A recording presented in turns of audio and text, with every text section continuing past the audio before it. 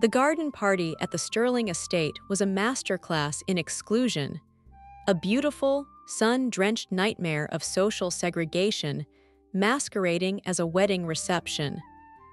300 of the city's most elite residents sipped vintage champagne under white silk canopies, their laughter sounding like the clinking of expensive crystal, while Zara King stood alone near the entrance of the rose garden. She was the only black woman in a sea of beige linen and pastel silk, and the isolation around her was so physical it felt like a force field. Zara wore a simple navy dress she had bought off the rack years ago, her hair pulled back in a practical bun, and she carried a purse that had seen better days. To the guests, she was an anomaly, a glitch in their perfect picture of wealth. As she stepped deeper into the crowd, the reaction was immediate and silent. Conversations died instantly as she passed. Women in designer gowns tightened their grip on their handbags, turning their backs to create a wall of expensive fabric. A waiter carrying a silver tray of hors d'oeuvres looked directly at her, made eye contact, and then swerved sharply to the left to serve a group of men laughing near the fountain. It wasn't just that they were ignoring her. They were actively erasing her, treating her presence like a stain on the tablecloth that they hoped would disappear if they didn't look at it directly. Zara found a small, empty table near the edge of the terrace and sat down, keeping her posture straight and her face calm. She wasn't there to cause a scene, and she certainly wasn't there to beg for acceptance. She checked her watch. It was just past 4 in the afternoon. The ceremony was over, and the reception was in full swing, but the groom had not arrived yet. While she waited, she watched the mother of the bride, Victoria Sterling, holding court near the center of the lawn. Victoria looked immaculate, radiating the kind of arrogant confidence that only old money can buy, completely unaware that the ground beneath her feet was already crumbling. Zara felt a mix of old pain and cold determination rising in her chest.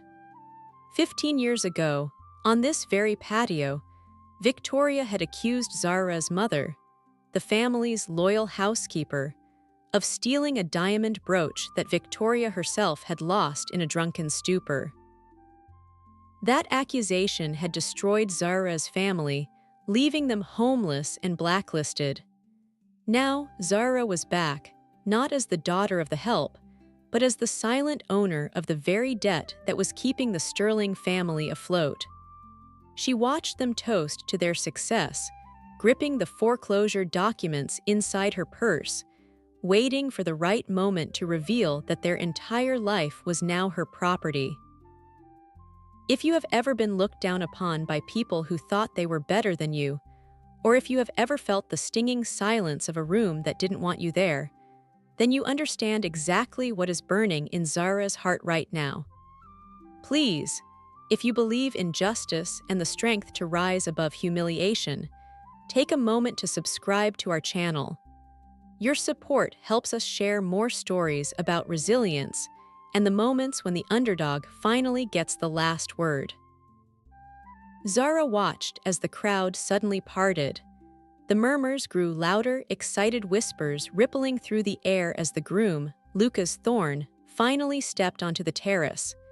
He was handsome, wealthy, and the Sterling family's last hope for financial salvation. Victoria Sterling rushed toward him, beaming with a predatory smile, ready to welcome the man who would pay her bills. But Lucas didn't look at his new mother-in-law. He didn't look at his bride.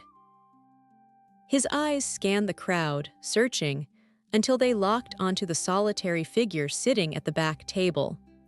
To everyone's horror, the groom's face went pale, his jaw dropped, and he began to walk not toward the bride, but directly toward the black woman everyone had spent the last hour avoiding.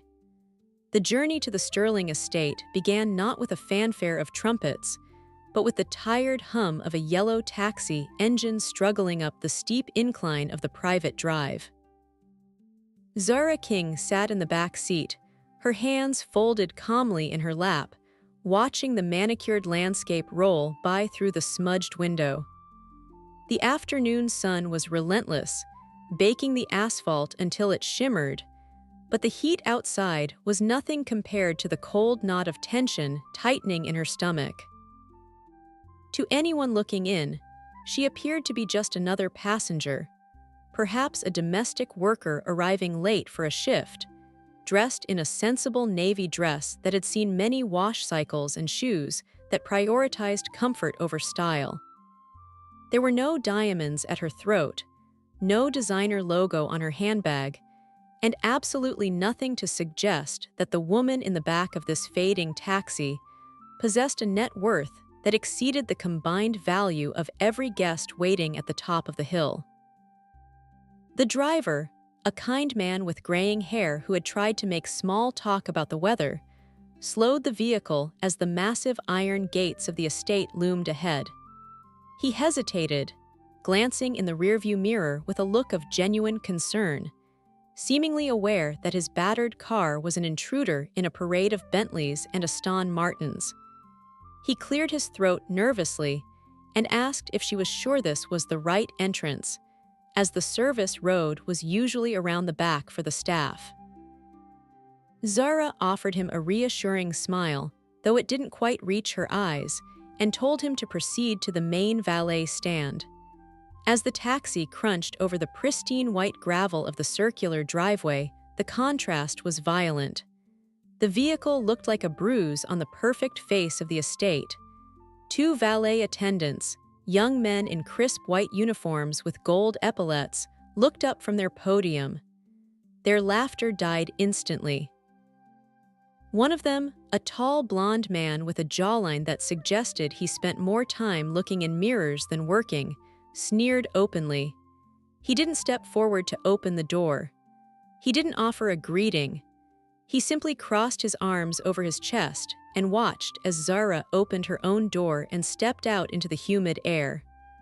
The sound of the taxi door closing was a heavy, metallic thud that seemed to echo across the silent driveway.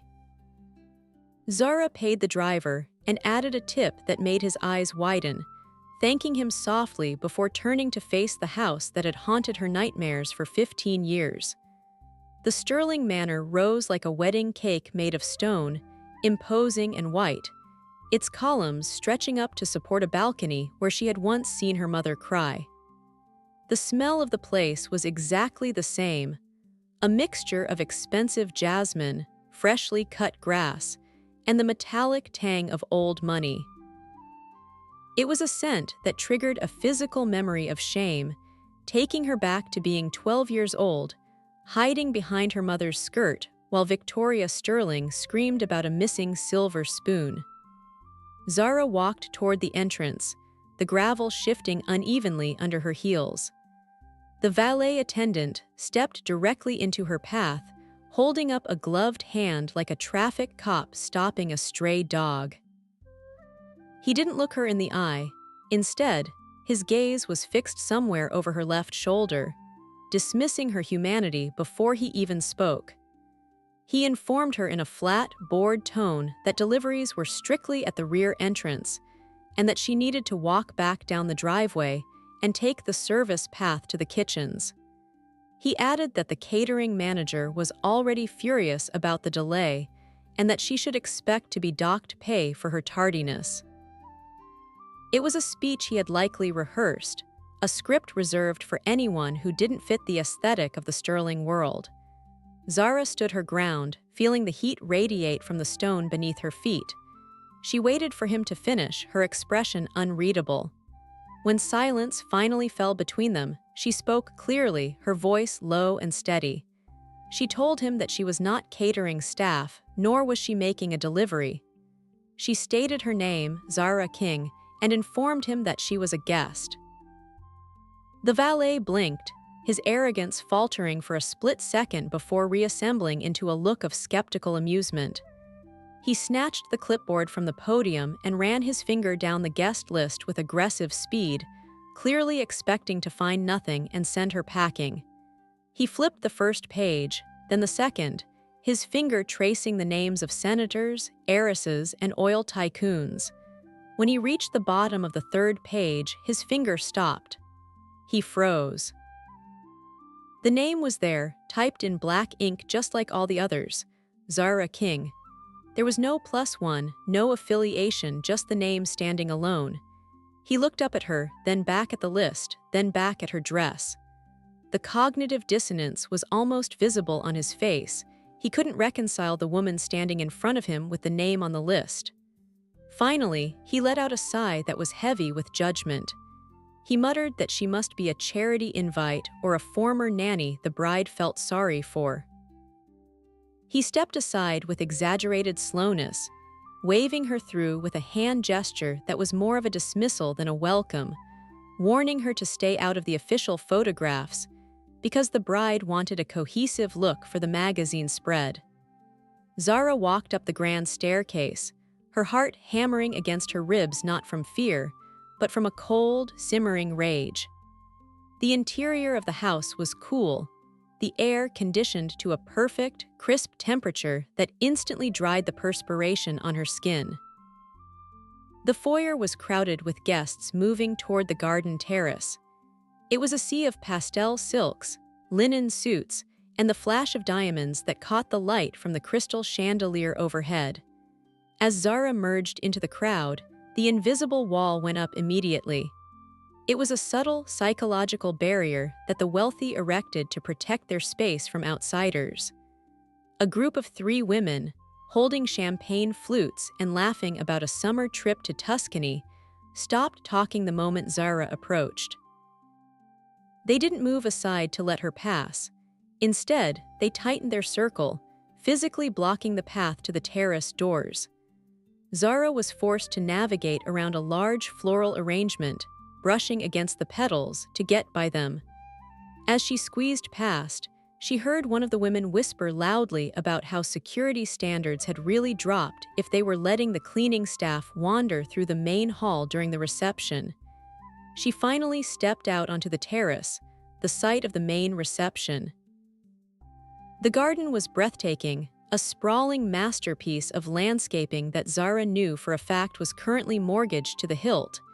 She walked toward the bar, thirsty from the heat and the tension. The bartender, a man with slicked back hair and a tired expression, was serving a line of guests. Zara waited her turn patiently. When the man in front of her took his whiskey and left, Zara stepped up. The bartender looked right through her.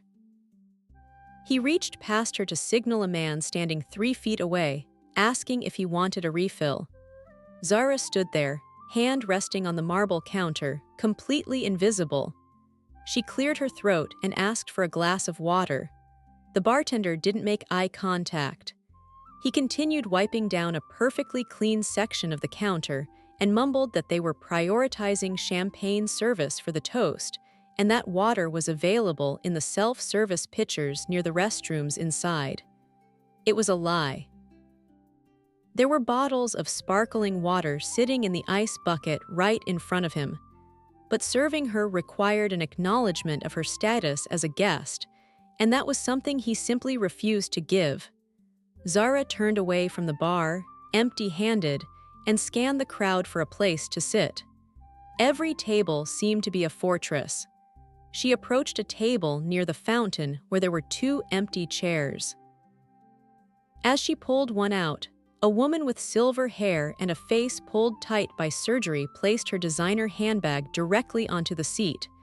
She offered Zara a tight, fake smile and said that the seat was saved for her niece who was in the bathroom. Zara moved to the next chair. The woman shook her head, saying that one was saved for the niece's husband. It was a lie, of course. The chairs remained empty for the next hour. Zara finally found the small, isolated table near the back, the one mentioned in the beginning of our story, and sat down. From this vantage point, she could see everything. She could see the desperate cracks in the facade.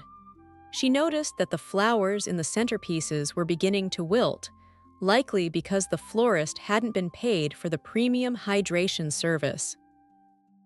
She noticed that the champagne being poured wasn't the French vintage on the label, but a cheaper domestic sparkling wine decanted into crystal pitchers to hide its origin. The Sterlings were putting on a show, performing wealth while drowning in debt. Suddenly, a shadow fell over her table. Zara looked up to see Victoria Sterling standing there. The years had not been kind to Victoria. Her face was harder, her eyes more desperate, though she masked it well with layers of expensive makeup. She wore a dress of emerald green silk that clashed violently with the redness of her angry face. Victoria didn't recognize Zara. To her, Zara was just an unsightly blemish on her perfect day. Victoria leaned in, her voice a hiss of whisper meant only for Zara's ears. She demanded to know who Zara was and why she was sitting in the VIP section. Before Zara could answer, Victoria accused her of being a party crasher, likely there to steal food or silverware, just like her kind always did. The accusation hit Zara like a physical blow, echoing the trauma of 15 years ago. But this time, Zara didn't shrink.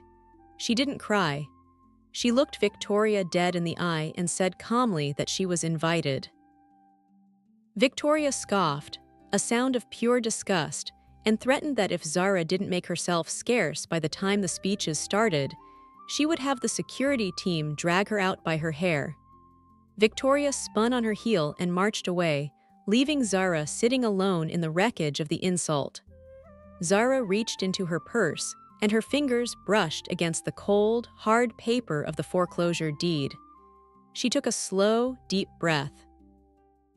They had no idea that the woman they were trying to crush was the only thing holding the roof up over their heads, and she was about to let it fall.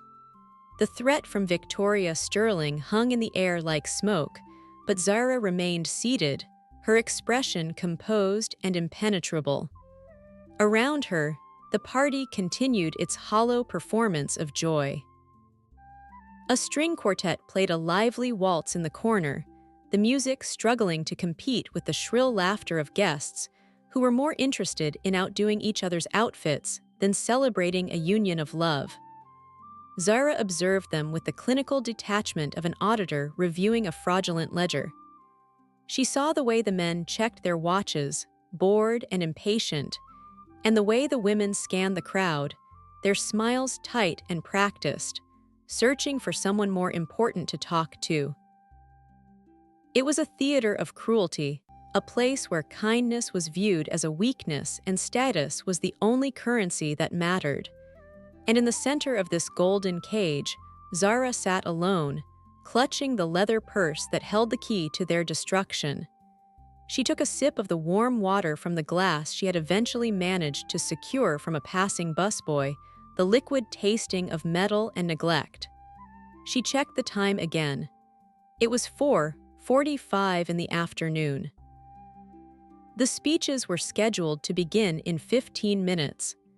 A sudden hush fell over the crowd near the French doors, followed by a ripple of applause that felt more obligatory than enthusiastic. Isabella Sterling, the bride, had stepped out onto the terrace. She was a vision of manufactured perfection, encased in a dress that Zara knew cost more than the average annual salary of the people serving the food. The gown was a towering confection of lace and silk, with a train so long it required 2 bridesmaids to manage it. Isabella's hair was piled high in intricate curls, pinned with pearls that caught the afternoon sun. But as she moved through the crowd, accepting compliments with a regal nod, Zara saw what the others missed. She saw the tension in Isabella's jaw, the way her hands trembled slightly as she adjusted her bouquet. Isabella wasn't smiling with her eyes. She looked like a woman walking a tightrope over a pit of vipers, terrified that one false step would send her plummeting. And she was right to be afraid. Isabella knew the family secrets. She knew that this wedding wasn't about love. It was a merger, a desperate financial transaction designed to use Lucas Thorne's fortune to plug the holes in the sinking Sterling ship. Isabella made her way through the guests, her eyes darting around the garden with a frantic energy. When her gaze landed on the back corner of the terrace, she stopped dead in her tracks. Her eyes locked onto Zara, and for a moment the mask slipped. Pure, unadulterated shock washed over her face, followed instantly by a sneer of recognition. Isabella excused herself from a group of adoring aunts and marched straight toward Zara, her heavy dress swishing aggressively against the stone patio. She didn't approach with the grace of a bride. She approached with the entitlement of a bully who had found her old victim. Zara stood up slowly as Isabella reached the table. They hadn't seen each other in 15 years, not since the day the police had escorted Zara and her mother off the property, while a teenage Isabella watched from her bedroom window, laughing. "I don't know who let you in," Isabella hissed, her voice low and venomous, keeping her back to the main party so the guests wouldn't see her snarl. "But you have a lot of nerve showing your face here, Zara, after what your mother did to this family." The audacity of the statement nearly made Zara laugh. The theft had been a lie, a convenient story cooked up by Victoria to cover her own gambling losses, and Isabella knew it. "Hello, Isabella," Zara said, her voice smooth and unbothered. "You look expensive." Isabella narrowed her eyes, taking the comment as the insult it was intended to be. "And you look like you're still shopping at discount bins," Isabella retorted, looking Zara up and down with disgust. "Look, I don't know if you're here to beg for money or just to embarrass us, but let me make this clear. You are trash, Zara. You were trash when your mother was scrubbing our toilets, and you're trash now. If you think you can guilt me into giving you a handout, you are sadly mistaken." Zara took a small step forward, invading the bride's personal space just enough to make Isabella flinch. "I'm not here for a handout, Isabella. I'm here to settle an account." Isabella rolled her eyes, letting out a sharp, incredulous laugh. "Settle an account? Please, you probably can't even afford the taxi ride back to whatever slum you crawled out of. My husband, a wealthy, powerful husband, is going to be here any second. And when he arrives, I'm going to have him remove you personally." "It's pests," Zara smiled, a cold, dangerous curving of her lips. "I'm looking forward to meeting him," she said softly. "I hear he's a man who values honesty. I wonder how he'll feel when he finds out exactly how much debt he's marrying into." Isabella's face went white. The blood drained from her cheeks so fast it looked like she might faint. She opened her mouth to speak, to scream, perhaps to beg, but the words died in her throat. The sound of heavy footsteps on the stone signaled an arrival. A hush descended over the terrace once more, but this time the silence was different. It wasn't the polite silence of respect. It was the charged silence of anticipation. Lucas Thorne, the groom, had walked through the garden archway. He was a striking man, tall and broad-shouldered, wearing a tuxedo that fit him with military precision. But unlike the Sterlings, who wore their wealth like armor, Lucas wore his with an easy, quiet confidence. He paused at the top of the stairs, scanning the crowd. He wasn't looking for the bar. He wasn't even looking for his bride. He was looking for someone specific. Victoria Sterling rushed toward him, her arms outstretched, desperate to claim him, but he stepped around her with a polite but firm nod. His eyes swept past the senators, past the socialites, past his terrifyingly pale bride and landed squarely on Zara. And for the first time that day, the air in the garden changed. It was no longer stifling. It was electric. The silence that fell over the terrace was absolute, a heavy, suffocating blanket that smothered the chatter of 300 guests. All eyes were fixed on Lucas Thorne as he began to walk across the stone patio. He moved with a deliberate, focused intensity, his polished shoes clicking rhythmically against the ground, counting down the seconds to a detonation that no one but Zara could see coming. "Bella," realizing that her fiancé was walking away from her and toward the very woman she had just insulted, let out a nervous, high-pitched laugh that grated on the ears. She darted forward, grabbing Lucas's arm with a desperation that wrinkled the sleeve of his custom tuxedo. "Lucas, darling," she said, her voice trembling with forced lightness. "You must be confused. The receiving line is over there by the fountain. That woman is just. She's nobody. Security was just about to escort her out." She tugged at him, trying to physically steer him back toward the safety of their social circle, back to the fantasy she had constructed. Lucas stopped. He didn't shout and he didn't pull away violently. He simply looked down at Isabella's hand on his arm with an expression of mild confusion, as if a stranger had accosted him in the street. Then, with a gentle but firm movement, he removed her hand from his sleeve. "Excuse me, Isabella," he said, his voice carrying clearly in the quiet garden. "I need to greet a very important guest." He turned his back on his bride, leaving her standing there with her mouth slightly open, her face flushing a deep, humiliated crimson. A ripple of shock went through the crowd. The guests exchanged bewildered glances. Who could possibly be more important than the bride at her own wedding? And why was the groom walking toward the back table, where the woman in the cheap navy dress sat like a statue? Victoria Sterling, sensing the unraveling of her carefully orchestrated afternoon, marched forward like a general whose troops were disobeying orders. "Lucas," she barked, abandoning her pleasant facade. "This is ridiculous. We do not fraternize with the help. This woman is a trespasser with a history of theft. If you speak to her, you are insulting this entire family." Lucas ignored her completely. He reached the small, isolated table where Zara sat. He didn't look at her with the disdain the others had shown. He didn't look at her with pity. He looked at her with a profound, terrifying respect. To the astonishment of everyone watching, Lucas Thorne, the man who controlled half the shipping industry on the coast, bowed his head slightly. It was a gesture of deference, a recognition of power that sent a cold shiver down Victoria's spine. "Ms. King," Lucas said, his tone serious and professional, "I had no idea you would be attending. When my secretary said the chairman of the board might stop by, I assumed she meant the bank representative, not you." Zara remained seated for a moment, letting the weight of his words settle over the crowd. She took a slow sip of her water, then placed the glass down with a soft clink. She stood up, smoothing the wrinkles of her skirt. "Hello, Lucas," she said, her voice calm and authoritative. "I usually prefer to stay in the background. But when I saw the venue for your wedding, I felt compelled to visit. It has been a long time since I walked these grounds."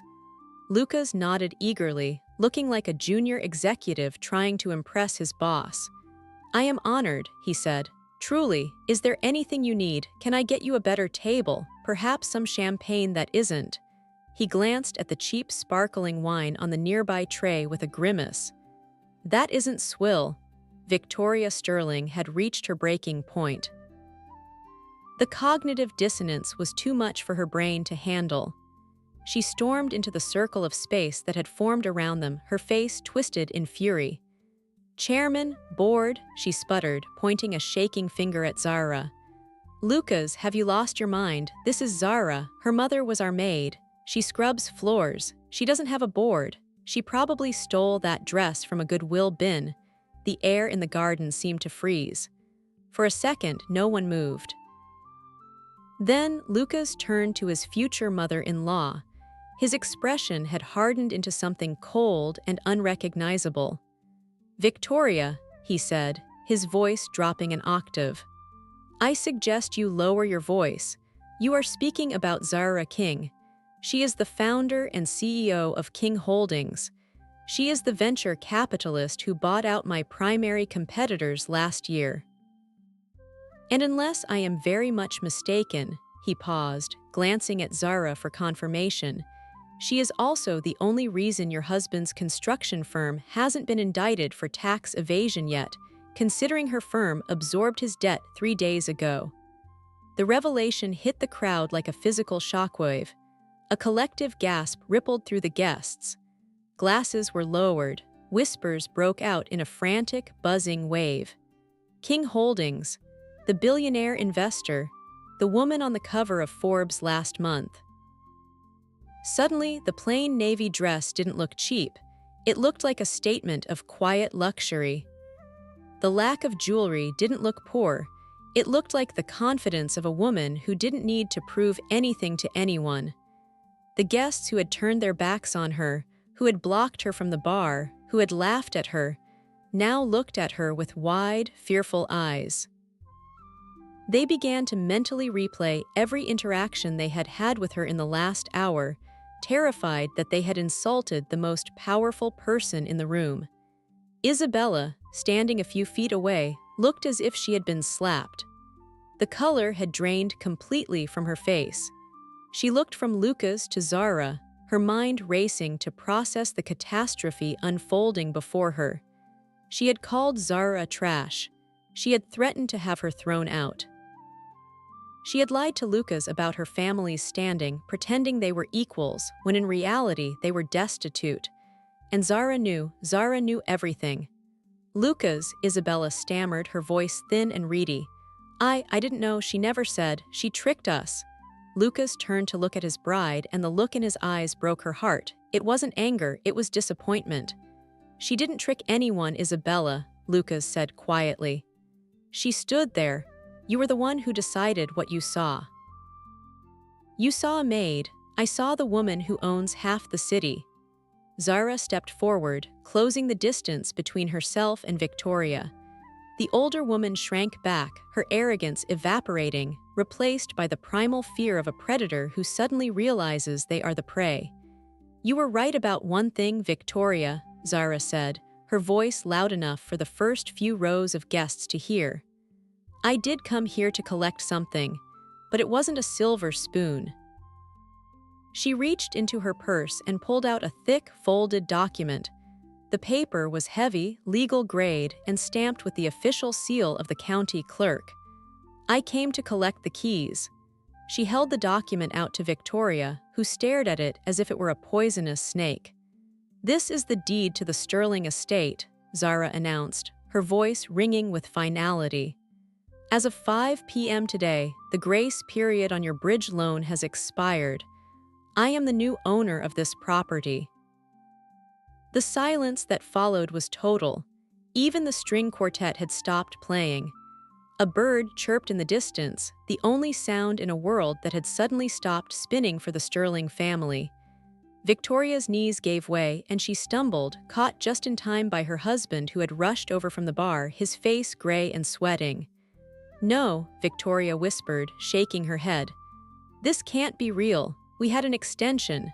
The bank promised. Zara smiled, but there was no warmth in it. The bank sold the note to me this morning, Victoria, and I don't give extensions to people who treat human beings like garbage. She turned to Lucas. I'm sorry to interrupt your wedding, Lucas, but I'm afraid this party is taking place on private property. And the owner, she paused, looking around at the terrified guests, is exercising her right to evict. The panic that ensued on the terrace was not the chaotic, screaming panic of a burning building, but the sharp, brittle panic of a social hierarchy shattering into dust. Richard Sterling, the patriarch who had been hiding by the open bar, finally stepped forward, his face the color of wet ash. He snatched the deed from his wife's trembling hands, his eyes scanning the legal jargon with desperate speed. He was looking for a loophole, a missing signature, anything that would prove this nightmare was a hallucination. But as his eyes reached the bottom of the page, his shoulders slumped in total defeat. The document was ironclad. The transfer of ownership had been executed at 9 in the morning, and the foreclosure clause was immediate.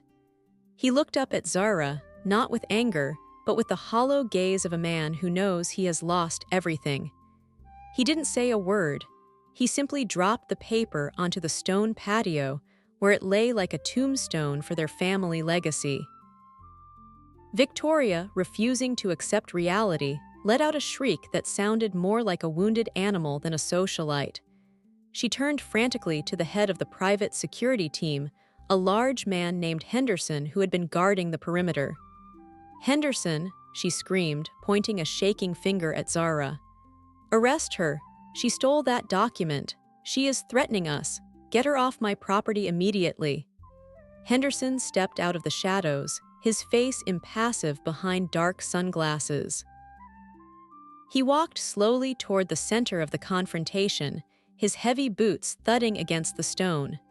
Victoria smirked, believing her order was about to be obeyed, waiting for the brute force of authority to restore her world to its proper order. But Henderson didn't walk toward Zara. He walked toward Richard Sterling.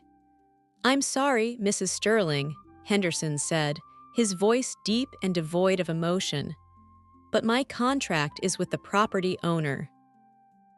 And according to the briefing I received from the bank's transition team at noon, Ms. King is the new owner." He turned to Zara and gave a respectful nod.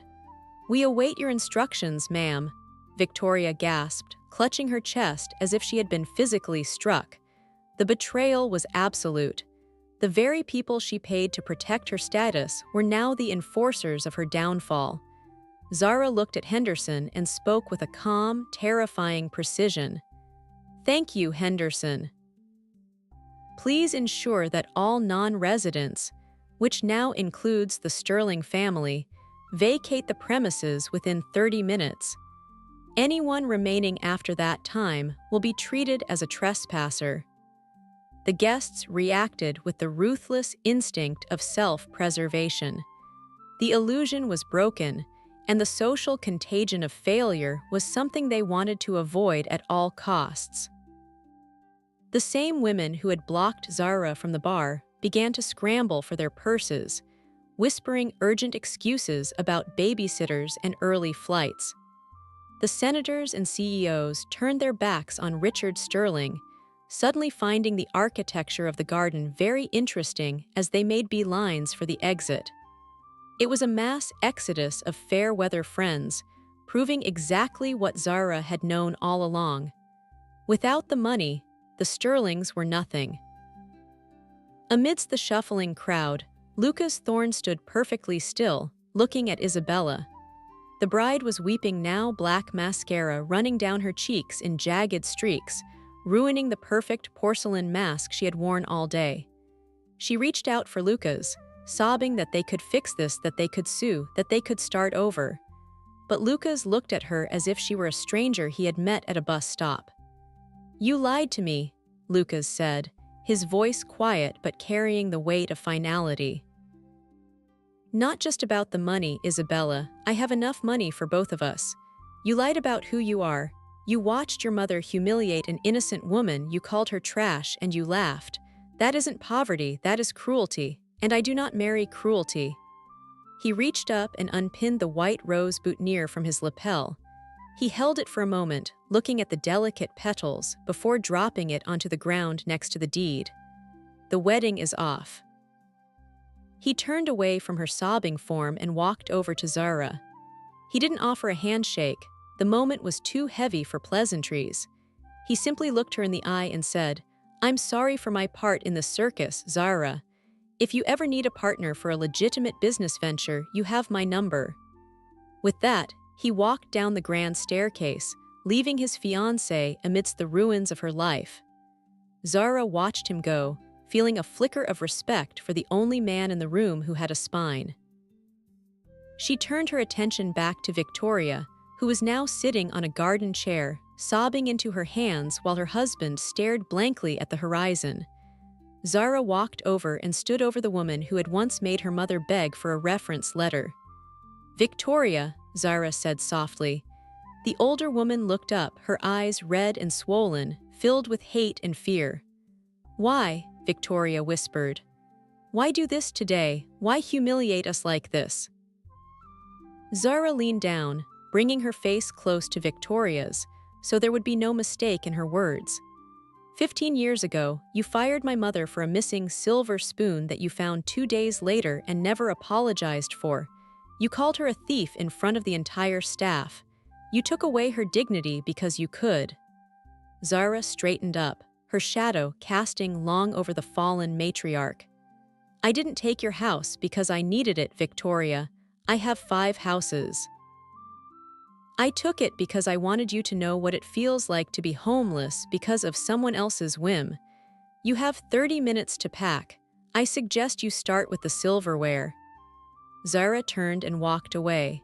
She moved through the emptying ballroom, her heels clicking on the marble floor that now belonged to her. She walked past the confused waiters, past the abandoned wedding cake that would never be cut, and out the front door. The valet, the same blonde man who had sneered at her upon arrival, was now running back and forth, frantically retrieving cars for the fleeing guests. When he saw Zara standing at the top of the stairs, he froze. He knew. Everyone knew. He scrambled up the steps, sweat dripping down his forehead. "Ms. King," he stammered, breathless and terrified. Can I get your car for you? I can bring it right up to the front." Zara looked at him, remembering the way he had blocked her path, the way he had mocked her taxi. She smiled, and this time it was a smile of genuine, unburdened freedom. "No, thank you," she said. "I'll call a taxi. I don't like the way you handle the guests." As the yellow cab crested the hill and began the drive down the winding lane, Zara didn't look back at the mansion. She didn't need to see the Sterlings dragging their suitcases down the driveway. She didn't need to see the foreclosure sign that Henderson was likely already putting up on the gate. The ledger was balanced. The debt was paid. She took her phone out of her purse and dialed her assistant. "It's done," she said simply. "List the property for demolition on Monday. I want to build a community center and a scholarship housing unit on the land." She hung up and leaned back against the seat, watching the sun set over the city. The world was full of people who thought they could crush others without consequence. But today, at least one of them had learned the hardest lesson of all. You never know who the person you are mistreating might become. If this story satisfied your desire for justice, please like this video and share it with someone who needs a reminder that the wheel of fortune is always turning. And don't forget to subscribe and turn on notifications. We have many more stories of revenge, redemption, and the sweet taste of karma coming your way. Until next time, remember, be kind to everyone you meet, because the person you ignore today might be the one holding the keys to your castle tomorrow. 6 months had passed since the disastrous wedding at the Sterling estate, but the ripples of that afternoon were still being felt across the city's high society. The summer heat had given way to a crisp autumn breeze, and where the imposing white mansion once stood, there was now a bustling construction site swarming with workers in hard hats and neon vests. Zara King stood near the perimeter fence, her boots coated in a fine layer of red dust, watching as a crane lowered a massive steel beam into place. The sign attached to the chain-link fence read, "Future Home of the Alina King Community Center," named after the mother, who had been scrubbed from the history of this land by the people who once owned it. Zara adjusted her hard hat, a small, satisfied smile playing on her lips. The demolition of the manor had taken place 2 weeks after the wedding, a spectacle that had drawn news crews and curious onlookers from miles around. Seeing the walls that had housed so much cruelty crumble into a pile of rubble had been cathartic, but seeing the foundation of something new rising from the ashes was the true victory. The fate of the Sterling family had become a cautionary tale whispered in boardrooms and country clubs. Without the facade of their estate to protect them, their financial ruin had been swift and public. Richard Sterling was currently entangled in a federal investigation regarding the misappropriation of construction funds, his days of smoking cigars on balconies long over. Victoria Sterling, the woman who had once threatened to have Zara arrested for breathing the same air as her guests, had been spotted working at a high-end department store in the city. Rumor had it she was a personal shopper for the very same nouveau rich she used to mock, forced to smile and fetch garments for women she considered beneath her. It was a poetic justice that Zara didn't need to orchestrate. The universe, it seemed, had a sense of humor. As for Isabella, she had left the city shortly after Lucas broke off the engagement. The humiliation of being exposed as a fraud at her own wedding had been too much to bear, and she had reportedly moved to the coast to live with a distant relative, far away from the social circles she had tried so desperately to impress. "It's going to be a magnificent building," a voice said from behind her. Zara turned to see Lucas Thorne approaching, holding 2 cups of coffee. He looked different than he had on the day of the wedding. The tuxedo was gone, replaced by a casual jacket and jeans, and the weight of obligation seemed to have lifted from his shoulders. He handed Zara a cup, his eyes scanning the construction site with genuine admiration. In the months following the wedding, Lucas had proven true to his word. He had reached out to Zara not to apologize again, but to offer his logistical support for the community center project. His shipping company had transported the steel and glass at cost, a silent act of penance for his proximity to the Sterling family's prejudice. They weren't exactly close friends, but a respectful professional alliance had formed between them, built on the ruins of a relationship that never should have happened. "We're on schedule for a spring opening," Zara replied, taking the coffee. 70 units of scholarship housing and a vocational training center. It's exactly what this neighborhood needs. Lucas nodded, watching the workers pour concrete for the main entrance. "You know," he said thoughtfully, "Victoria called me last week.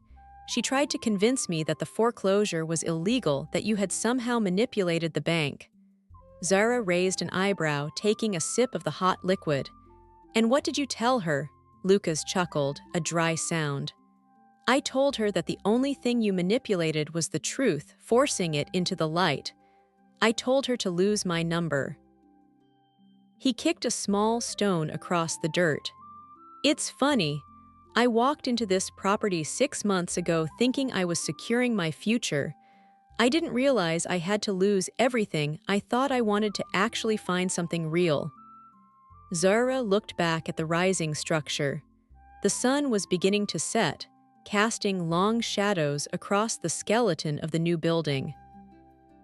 She thought of her mother, Elena, who had worked her fingers to the bone in the house that used to stand here, who had been fired for a crime she didn't commit, and who had died before she could see her daughter rise. This building wasn't just concrete and steel, it was a monument to dignity. It was a promise that no one who walked onto this land would ever be made to feel small again. "We build on what we learn, Lucas," Zara said quietly. "The Sterlings built a fortress to keep people out. We're building a bridge to bring people in. That's the difference." As the work whistle blew, signaling the end of the shift, the noise of the machinery died down, replaced by the sound of birds singing in the trees that Zara had fought to preserve. She walked toward her car, leaving the ghost of the Sterling manor behind her forever. She had won not by shouting, not by fighting with their dirty tactics, but by outworking, outsmarting, and outlasting them. She had turned their exclusion into an open door.